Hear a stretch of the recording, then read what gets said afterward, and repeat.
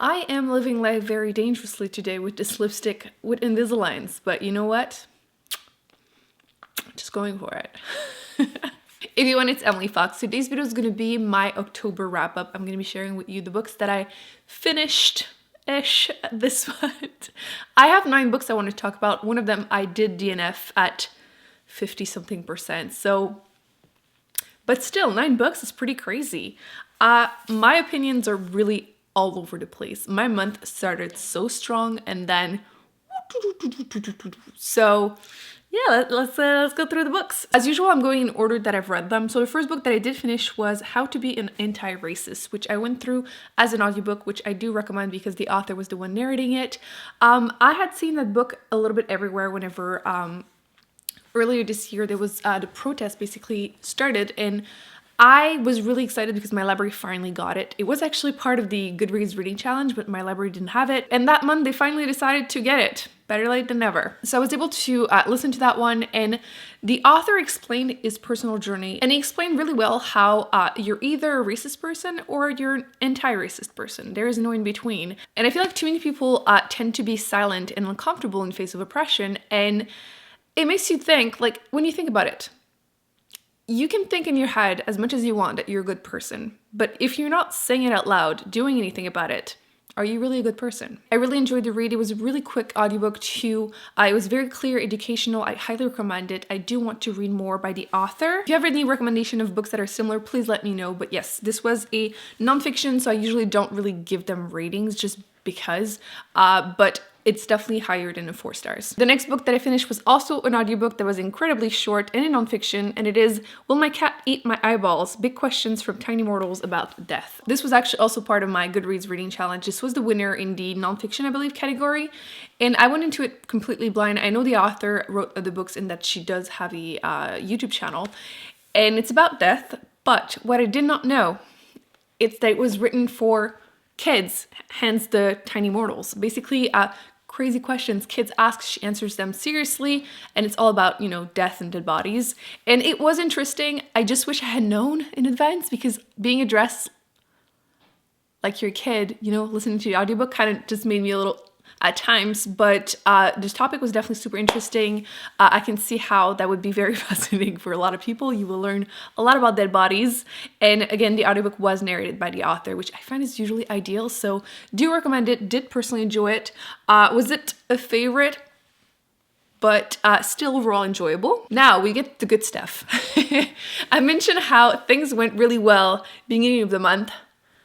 I think I'm over my bangs. I'm always moving them out of the way. I finished 2 arcs that I loved so much. Let's start with the best one of the 2 because I don't want to wait. The Midnight Library by Matt Haig. This was one of my most anticipated reads of the year. I was super excited for it. You're following the story of this woman who is depressed and suicidal, so obviously trigger warnings for it. She ends up in between life and death and goes to this midnight library. And there she gets a chance to try on different lives. Basically, every book in there is a different life that she could have lived if she had made different decisions. And I just, first off, the premise, totally up my alley.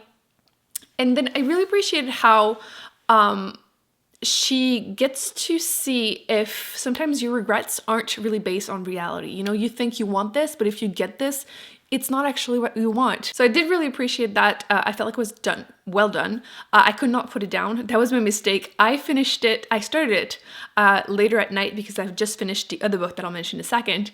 And I couldn't put it down. I had to go to bed way too late. And the next day at night when I was done working, I finished it because I had to finish it ASAP. So be warned. I know I mentioned that in my vlog and some of you told me that you did the same mistake. Don't do it. Make sure you have time. Obviously, it's going to be hit or miss with that kind of topic. It's very serious, but it's, in my opinion, done well. Probably because the author has been dealing with that his whole life. And it seems to be a topic that is talked about a lot in his books in general. It's my 3rd book by him. I did also think the female character was well written, which... when do I get to say that? There's one thing that I didn't love about it, which is a spoiler, so I'm going to keep that for the end of the video. I'll announce it super clearly at the end when I get to that part. But yes, a little something I do want to mention. So I ended up giving it 4.5 stars. Definitely a new favorite book for me. I do want to mention that the ending was a little sickly sweet for me, but I am, I guess, kind of difficult with endings. But overall, definitely one of my new favorite books. Totally recommend it. The other book that I finished that was an ARC that came out earlier this month was The Devil in the Dark Water by Stuart Turton. He's the same author that wrote The 7.5 Deaths of Evelyn Hardcastle, which made it to my best of, was it 2018? 2017? I think 2018. That was a really interesting murder mystery with a sci-fi twist to it, and similar team here. You're following a duo of detective, think Sherlock Holmes, and they have to go on a journey on a boat. I'm gonna keep it vague. And on the boat, there is a devil that starts attacking and killing people, and they're trying to figure out what happened. And there are a lot of characters, which was kind of the same in the other book by him, but I appreciated how slowly you learn a little bit more about their past and you start wondering who did it. There are a few possibilities. I feel like it was well done that way too. And it's one of those books that I enjoy the journey more than the ending.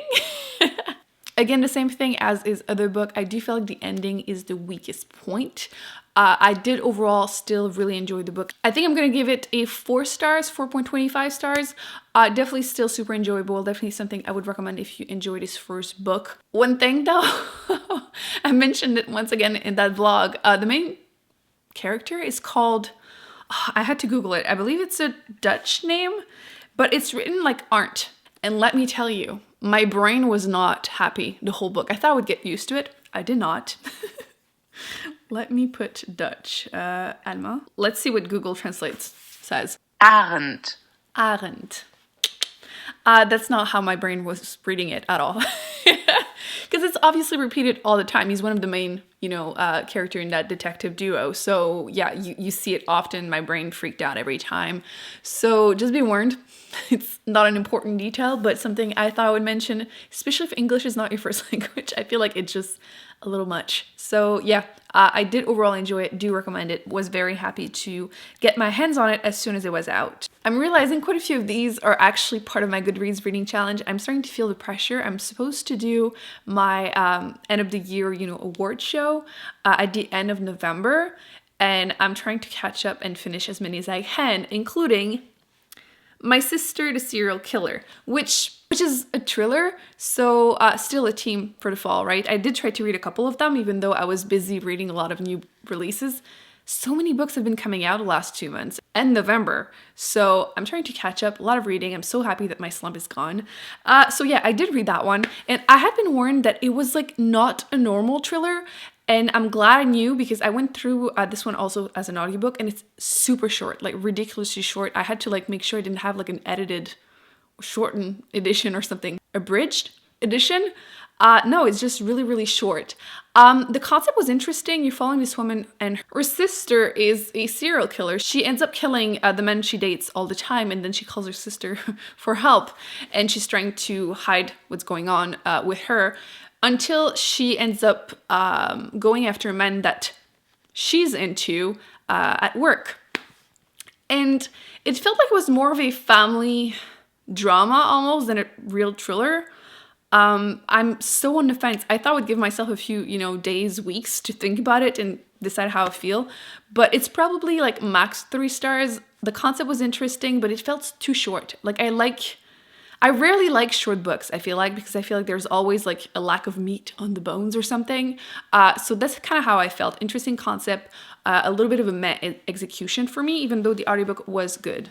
Now we get to the end of the month. Okay. Things went all over the place. I attempted to do a challenge. I blame people on Patreon for voting for that. I have been wanting to give a last or second chance to certain authors. I think the concept is really intelligent. But it's really fun. And these 2 books were books that I was really excited to read. Unfortunately, did not go so well. I did do a vlog if you want to see it in action. And I chose to listen to The Starless Sea by Erin Morgenstern because I had read The Night Circus by her, and I thought it was very lyrical. So I thought maybe, I would have more of a chance of enjoying the book as an audiobook. I thought I was lost at times when I was reading The Night Circus. No, this was a million times worse, like a million times worse.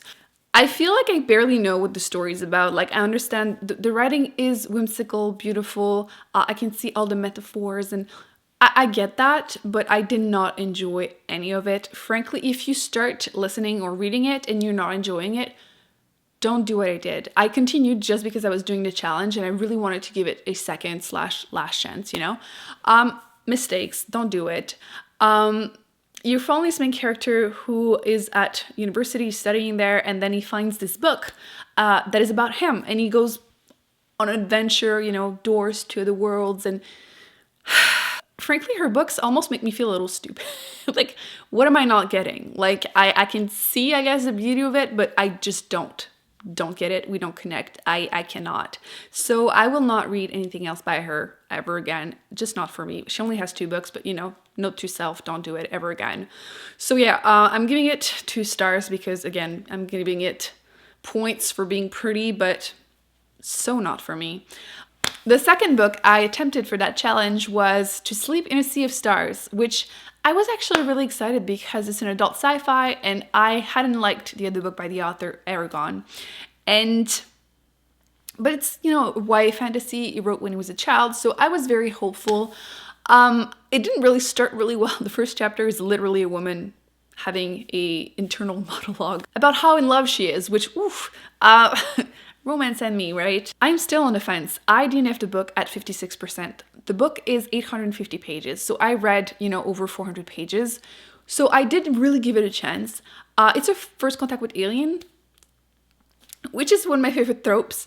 And frankly, I do feel like it's quite action-packed, but I just could not get myself to read it. Like every day I would like sit down, okay, it's time to read. And I would just do anything but. And I included in my vlog how I was cooking or I was playing with TikTok filters. I just didn't want to read, which so not like me since I'm not in a slump anymore. Like I keep reading books. I was afraid actually I was going to get in a slump, but I'm reading fine right now. So it was definitely this book. Part of me wants to say, oh, I'm going to finish eventually, but I don't think it's going to happen. Like unless I keep seeing raving reviews, but even then, honestly, just be honest with yourself, Emily, not going to happen, but it's okay. I genuinely gave it a chance, you know, 400 plus pages. The writing, I just couldn't really connect with it. The characters were fine. The premise is interesting. I couldn't do it. I don't know. It is what it is. So yeah, an interesting challenge, kind of a fail this time, but I still want to do it in the future. Let me know if you're interested, but I feel like that could be fun. As long as the books, I'm interested in them, obviously. I wouldn't like choose a book knowing that I'm gonna hate it. It's always going to be a book or a premise or an author that I still want to give a chance to. So yeah, a fail for that one. You know what, actually, I almost DNF'd the Starless Sea, but I really wanted to finish it. But before I was done with the audiobook, I downloaded another book from the library, so wasn't a good sign. But I also listened to the audiobook of Mexican Gothic because I kept seeing it everywhere. So obviously I asked you if you wanted me to read it. People were saying yes, and I tried it. Plus, you know, fall, right? I can understand why people were saying that it gave similar vibes to Rebecca by Daphne du Maurier. Like the Gothic feel, like old creepy houses, just one house. You're following this woman in the 50s, I believe. And she goes to visit her cousin in this little Mexican town where she just got married to this man and he lives there. And she finally got news from her saying that she's not feeling well. So she goes to see what's going on because things are looking a little sketchy. So she goes there and things are sketchy and you're wondering, is it, you know, someone in the house doing something? Is it supernatural? So you have that like, which is it? Which I do enjoy that. Unfortunately, I didn't really care for the romance that happened. Again, not huge on romance, but and the ending just completely lost me.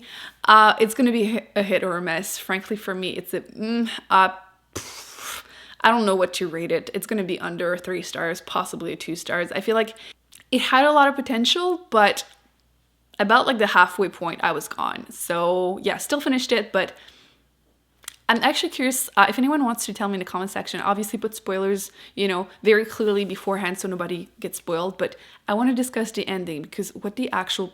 I think I'm going to consider this done for this video. I'm currently in the middle of filming a reading vlog for my fall reading, which, you know what, there is one book that I'm almost done with, which I wanted to discuss in this video, but I think I'm going to wait just to keep it all in that vlog. Might as well. So now the spoiler alert for The Midnight Library. I really want to talk about this. So exit, mute, whatever you want for the next like 15 seconds. But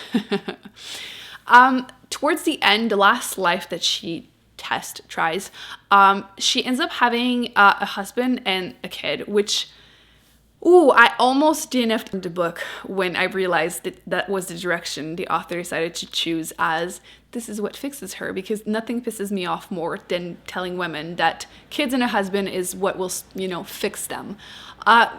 Good thing the author decided not to do that, and it is kind of implied in the end that she might still end up with that man, but she does mention, you know, if it happens, good. If it doesn't, it's fine. If I have kids, fine. If I don't, fine. So I was like, okay, good, we're good. But like, I was so freaking close to being really pissed. Good thing I finished that part all in one night, because I was about to, ugh. So yeah, just a little, I wanted to mention, because that is definitely a pet peeve of mine.